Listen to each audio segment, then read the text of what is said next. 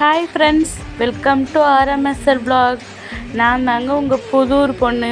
இன்றைக்கி ஒரு சூப்பரான மார்னிங் ரொட்டீன் vlog தாங்க பார்க்க போகிறோம். கண்டிப்பாக வீடியோ ஸ்கிப் பண்ணாமல் பாருங்கள். வாங்க வீடியோக்குள்ளே போகலாம். காலையில் ஏந்திரிச்சுமே நம்ம செடிங்களுக்கெல்லாம் தண்ணி ஊற்றிட்டு இங்கே பாருங்கள், ஒரு நாள் செடிக்கு தண்ணி ஊற்றலாம்னு செடியில் ஒரு மாதிரி வாடி போயிடுதுங்க. அதுக்கப்புறம் சரி தண்ணி ஊற்றிட்டு பூ பாருங்கள், நம்ம செடியில் பூ வச்சுருக்கு. அதுக்கப்புறம் சரின்ட்டு காலையில் வந்து டிஃபன் செய்யலான்ட்டு தோசை தாங்க ஊற்றலான்ட்டு போகணும். சரின்ட்டு ஆளுக்கு 2 தோசை ஊற்றி கொடுக்கலான்னு பார்த்தா இவங்க வந்துட்டு ஸ்டார் தோசை சுட்டு கொடுமா, டெடி தோசை சுட்டு கொடுமான்ட்டு ஒரே அடம் பிடிச்சிட்டா இருந்தாங்க. அதுக்கப்புறம் சரின்ட்டு ஸ்டார் தோசை ஊற்றி கொடுக்கலான்னு சொல்லிட்டு ஏதோ ட்ரை பண்ணுங்க. ஸ்டார் மாதிரி இல்லைனாலும் ஏதோ ஓரளவு இருந்துச்சுங்க. அதுக்கப்புறம் தம்பி இருந்துட்டு, அம்மா அது ஸ்டார் மாதிரி இல்லைம்மா அப்படின்னு சொன்னாங்க. இருந்தாலும் இது வந்து குட்டி ஸ்டார் தம்பி, இது இப்படி தான் இருக்கும் அப்படின்னு சொல்லிட்டு அதுக்கப்புறம் சரின்ட்டு அவனை ஏமாற்றி ஸ்டார்னு சொல்லிட்டு வேறு வழி இல்லைங்க, அவனும் சாப்பிட்டுக்கிட்டாங்க. அதுக்கப்புறம் வந்துட்டு தோசைக்கு வந்து ஒரு சூப்பரான வேர்க்கடலை சட்னி தாங்க செஞ்சுருந்தோம். வேர்க்கடலை இந்த மாதிரி நல்லா வறுத்து எடுத்து வச்சுக்கோங்க. தோலெல்லாம் நீக்கிட்டு எடுத்து வச்சுருக்கேன். 1-2 தோல் இருக்குது, அது பரவாயில்ல.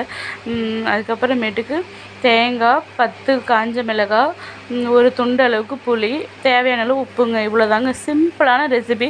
பண்ணால் டேஸ்ட்டு சூப்பராக இருக்கும். குயிக்காக 5 நிமிஷத்தில் நம்ம செஞ்சிடலாம். அதுக்கப்புறமேட்டு மிக்ஸி ஜாரில் மாற்றிட்டு தண்ணி வந்து தேவையான அளவுக்கு ஊற்றிக்கோங்க. ஊற்றிட்டு நல்லா ஃபைன் பேஸ்ட்டாக அரைச்சிக்கோங்க. பாருங்கள், அந்த மாதிரி நல்லா அரைச்சி விட்டதுக்கப்புறம் இது அப்படியேவும் சாப்பிட்லாம். இதுக்கு ஒரு தாளிப்பும் ரெடி பண்ணாங்க. எண்ணெய் வந்து கொஞ்சமாக ஊற்றிக்கோங்க. ஊற்றினதுக்கப்புறம் இது கூடயே வந்துட்டு கடுகு, உளுந்தம்பருப்பு, கடலைப்பருப்பு, கருவேப்பிலை, அவ்வளோதாங்க.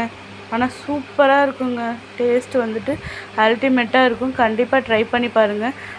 நம்ம குழந்தைங்க வந்து நார்மலாக வந்துட்டு கடலை எப்படி கொடுத்தாலும் சாப்பிட மாட்டாங்க, வேர்க்கடலையை. ஆனால் வந்துட்டு இது மாதிரி அரைச்சி சட்னியாக கொடுக்கும்போது டிப் பண்ணி சாப்பிடும்போது குழந்தைங்களுக்கு வந்து அந்த வேர்க்கடலை சத்து வந்து கண்டிப்பாக கிடைக்குங்க. ஸோ வந்துட்டு குழந்தைங்க சாப்பிட்ற மாதிரி இருந்தால் ஒரு 2 வரமிளகாய் மட்டும் கம்மி பண்ணுங்கங்க. ஏன்னா காரம் கொஞ்சம் ஜாஸ்தியாகவே இருந்துச்சு. ஸோ அதனால் வந்துட்டு இந்த மாதிரி செஞ்சு கொடுக்குறப்ப குழந்தைங்க சூப்பராக சாப்பிடுவாங்க. வாரத்தில் ஒரு 2 டைம் செஞ்சு கொடுங்க. அதுக்கப்புறம் சரிட்டு இந்த மாதிரி தாளிப்பு வந்துட்டு ரெடி பண்ணதுக்கப்புறம் அடுத்த வாரம் வந்து நம்ம ஊரில் திருவிழா வருதுங்க. அடுத்த வீடியோ மேபி திருவிழா வீடியோவாக தாங்க இருக்கும். அந்த வீடியோ பார்க்கணுன்னா நம்ம சேனலை வந்து லைக் பண்ணி சப்ஸ்கிரைப் பண்ணி வச்சுக்கிட்டிங்கன்னா நான் அடுத்தடுத்து போடுற வீடியோ உங்களுக்கு நோட்டிஃபிகேஷனாக வரும்.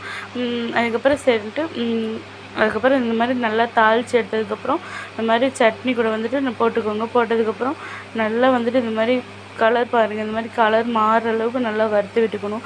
வறுத்து விட்டதுக்கப்புறம் இது கூட வந்துட்டு கருவேப்பிலை கொஞ்சம் போட்டுக்கோங்க.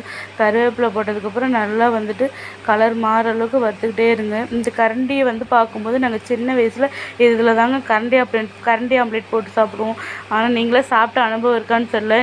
எங்கள் பாட்டி வந்து எங்களுக்கு இதில் வந்து சோளம், கம்பு, இதில் வந்துட்டு மாவு ஆட்டி இதில் வந்துட்டு பணியாரம் மாதிரி ஊற்றி கொடுப்பாங்க. அவ்வளோ டேஸ்ட்டாக இருக்குங்க. அது வந்து எங்களுக்கு ஒரு ஈவினிங் ஸ்நாக்ஸாகவே செஞ்சு வைப்பாங்க. இந்த கல்லை பார்த்தோன்னே எனக்கு இந்த இந்த தாளிப்பு கரண்டியை பார்த்தோன்னே எனக்கு அந்த ஞாபகம் வந்துடுச்சுங்க. எங்கள் பாட்டியோட ஞாபகம்.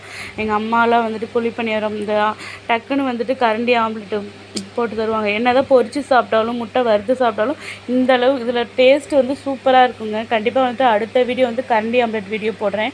அதுக்கப்புறம் சட்னி இந்த மாதிரி தண்ணியாக கரைச்சி வச்சுக்கோங்க. கரைச்சி வச்சதுக்கப்புறம் இந்த மாதிரி தாளிப்பு ஊற்றுனதுக்கப்புறம் நல்லா கிளறி விட்டுட்டு நல்லா கிண்டி விடுங்க. கிண்டி விட்டுட்டு இந்த மாதிரி சூப்பராக வந்துட்டு இட்லி, தோசை, குழி பணியாரம் இது கூட வந்துட்டு ஊற்றி நல்லா நிறைய ஊற்றி சாப்பிடும்போது நல்லா வந்துட்டு தொட்டு சாப்பிடாம நல்லா டிப் பண்ணி நல்லா ஊற வச்சு சாப்பிடும்போது டேஸ்ட்டு சூப்பராக இருக்குங்க.